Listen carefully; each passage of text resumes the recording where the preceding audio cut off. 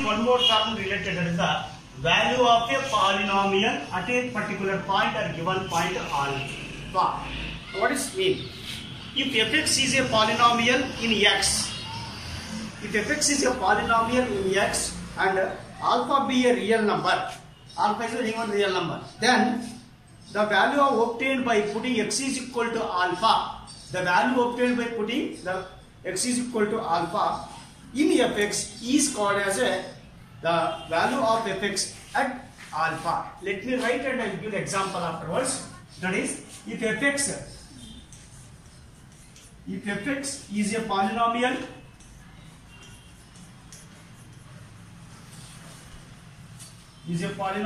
in x and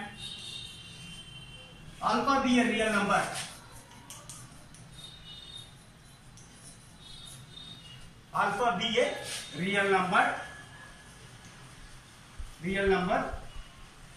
then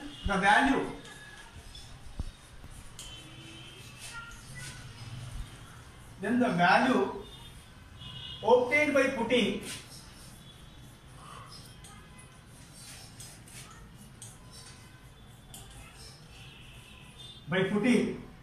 x is equal to alpha in fx is called as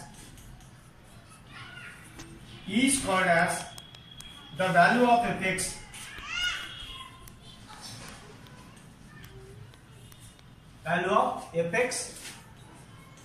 at x is equal to alpha. Example I will give and explain for this. Fx is equal to, for example I will take 2x square minus 7x plus 5. 2x square minus 11x plus 5. You see, fx is a polynomial having the variable x and alpha be any real number.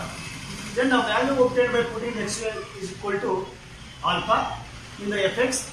This is called as the value of fx at x is equal to alpha. Means here you see alpha is a real number, is telling that. Now put x is equal to any one value. So I will take x is equal to 2. F of 2 is equal to 2 into 2 square minus 11 into 2 plus 5. This is equal to 2 to the 4, 4 to the 8, 11 to the 22 plus 5 is equal to 8 plus 5. Right terms you add it to minus 22. 13 minus 22. So you will get it. This is the minus 9. That is f of 2 is equal to minus 9. F of 2 is equal to minus 9. That is, what is this minus 9? Minus 9 is equal to alpha. Alpha is the real number. In which 2. Okay. Similarly, if I put f of 1, if I take in this equation 2 into 1 square minus 11 into 1 plus 5 is equal to 2 into 1 square means 1, again it becomes 1 only. 11 ones are 11 plus 5. This is equal to 2 plus 5, 11 minus 2 plus 5 is equal to 7. 7 minus 11 is equal to the minus 4, means f of 1 is equal to the minus 4. So this here first of all, this implies alpha is equal to the minus 9. This implies alpha is equal to the minus 4. This is equal to minus 4. What it is? Value of the polynomial at a given particular point alpha. Value of the polynomial fx is what? Minus 9. First equation. In the second polynomial, alpha is equal to the minus 4. This is how we will estimate the value of the alpha. Okay. Last term to the understand this topic is the root of a polynomial equation. What is the root of the polynomial equation? That is, let fx is equal to the 0. Fx is equal to 0. Be a polynomial equation in x. And alpha be a real number. Alpha is the real number. Then alpha is said to be a polynomial equation fx is equal to 0 if and only if f alpha is equal to the 0. f alpha is equal to the 0. Let me write and give an example as usual. Let fx is equal to 0. 0. Be a polynomial.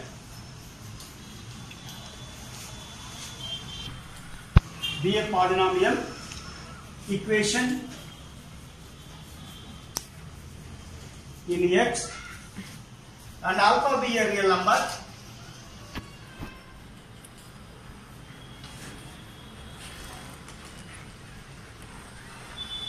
Alpha be a real number. Then alpha is the root of the equation. Is root of the equation.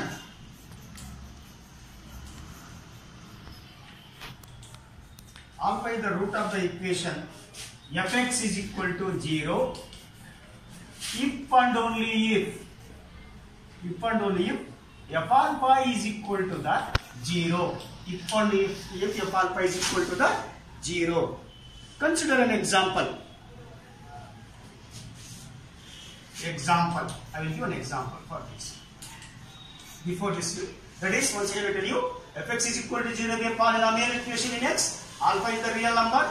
Then alpha becomes the root of the given polynomial fx is equal to 0. If and only if, means when it becomes 0, if f alpha is equal to 0, means whatever the value we substitute for the x, that will become to the total result is 0. That is the meaning. Let fx is equal to 2x square minus x minus 1.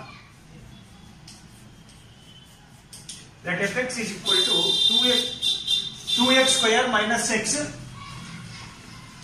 minus 1. Okay. Now you see, put x is equal to 1. So f of 1 is equal to 2 into 1 square minus 1 minus 1. This is equal to the 2 minus 1 minus 1. So f of 1 is equal to the plus 2 minus 2 is equal to 0. That is, f of 1 is equal to the 0. As in case of fx is equal to the 0. Means what? 1 is the root of the polynomial equation. This implies what? 1 is root of the polynomial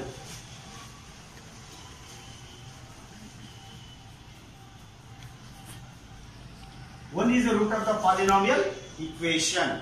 That is, 1 is the root of the quadratic equation also. Also, 1 is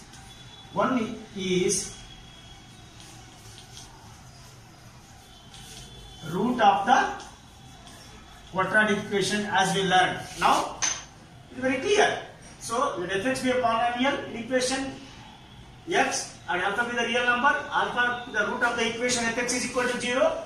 If and only f alpha is equal to 0. We consider equation or polynomial x is equal to 1. If you substitute the value of 1 in x, fx f1 is equal to 0. Now, what is 1? 1 is nothing but the root of the polynomial equation. This is how the meaning we can get the root of the polynomial equation. Now, this completes actually the terms related. Now, next onwards, actually the original topic of your examination questions and that we will learn we are going to learn what is that. We will get the factor theorem and remainder theorem, two theorems. Depend upon these two theorems, the questions will be appear in the examinations also. Now, before going to the theorem, today you should learn complete the theory part of this factorization, because we didn't actually started the factorization of factor. This only the polynomial meaning we learned up to 2 classes. So once again you go through all this at once thoroughly, then tomorrow we can learn the theorem, that is the remainder theorem.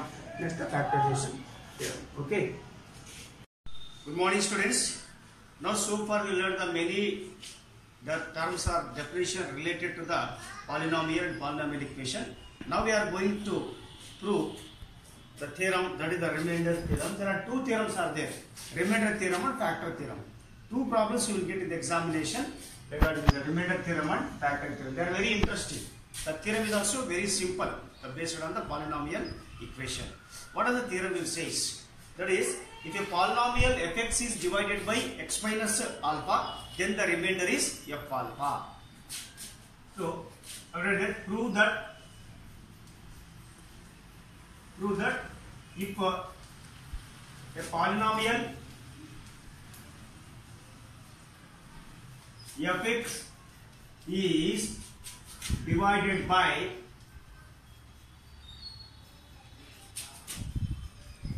x minus alpha, then the remainder is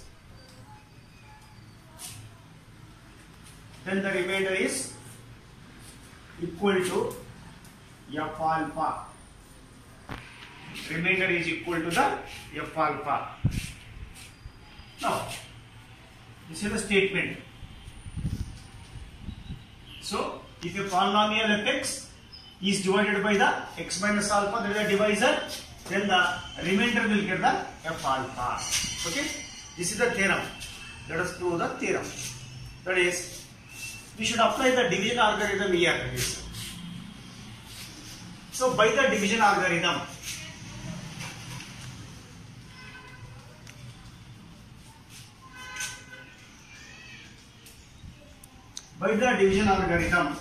for fx and x minus alpha, for fx and x minus alpha, there exists a unique element qx such that there exists, this is simple for there exists a unique element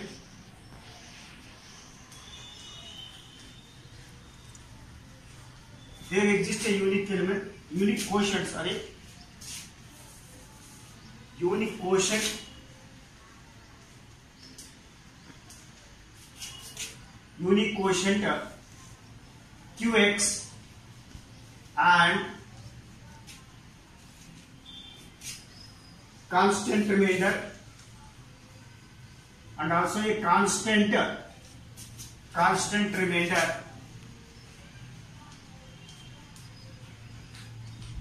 say c, constant remainder c.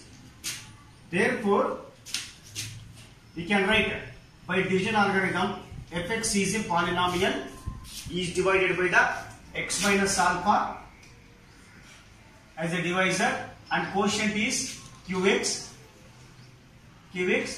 and the remainder is c. By division algorithm, fx is divided by the divisor x minus alpha, quotient is qx plus c and the remainder. So as we have now, dividend is equal to divisor into quotient plus remainder, like this. Division algorithm. Now put x is equal to the alpha.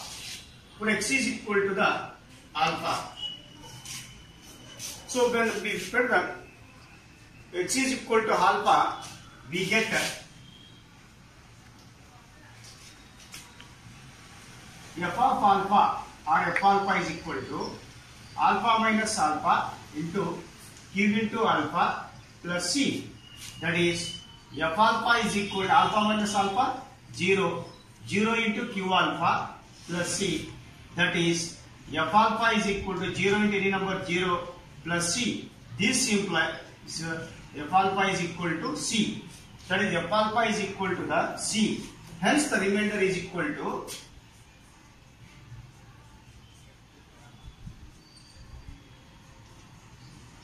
f alpha. Hence, the remainder is equal to the f alpha. Therefore, this is what f alpha is nothing but the value of the polynomial. What value we kept here? Alpha. That is the f alpha.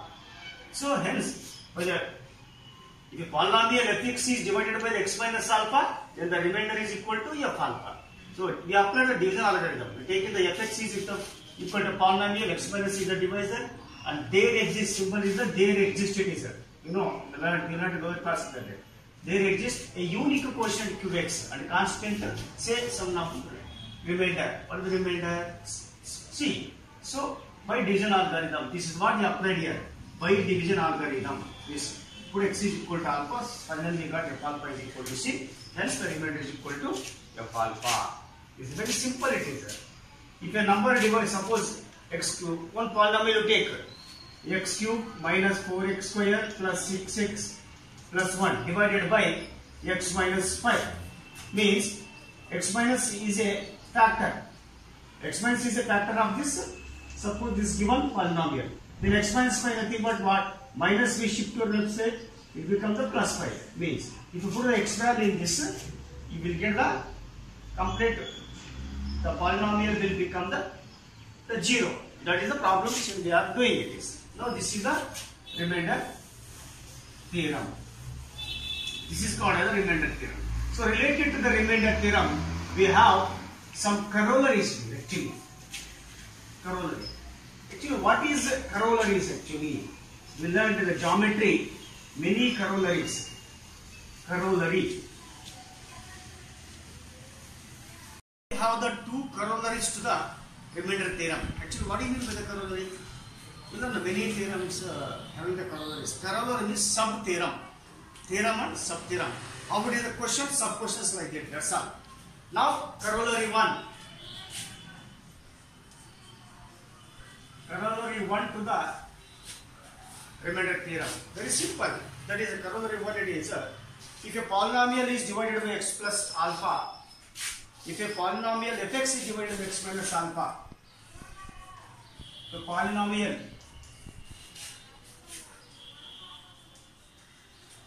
fx is divided by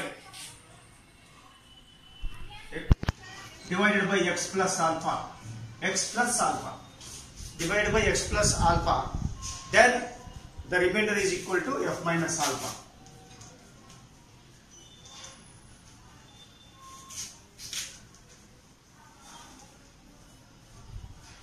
Is equal to f of minus alpha, f of minus alpha. This is the corollary 1. Then we have the corollary 2 also. Corollary 2 to the remainder theorem. So corollary 1 is what? If a polynomial fx is divided by x plus alpha, then the remainder is f minus alpha or f of minus alpha. Then what the corollary 2 says? Say, if a polynomial fx is divided by the ax plus b, if a polynomial fx is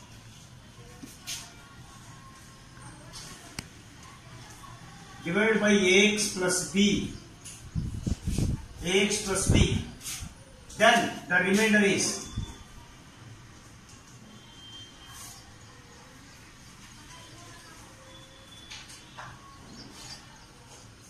equal to, that is minus b by a.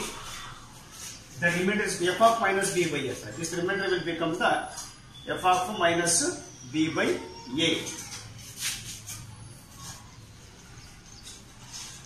How it will be actually? Ax plus b implies that as it is a factor, ax plus b is equal to 0. We want the value of x means what we will do here? Plus b will go to right side and a become denominator. Minus b by a. X value minus b by a. Here also it is x plus, here 0. X plus alpha nothing but x plus, then x is equal to 0 suppose. Then x is equal to minus alpha. X is equal to the minus alpha. X is equal to minus alpha. That is, these are the two theorems which are called the corollary theorems to the remainder. So the problems we are applying this. If we given one polynomial function and find the remainder like that, the question will be there. The remainder we will apply these corollaries also in the problems to get the solution.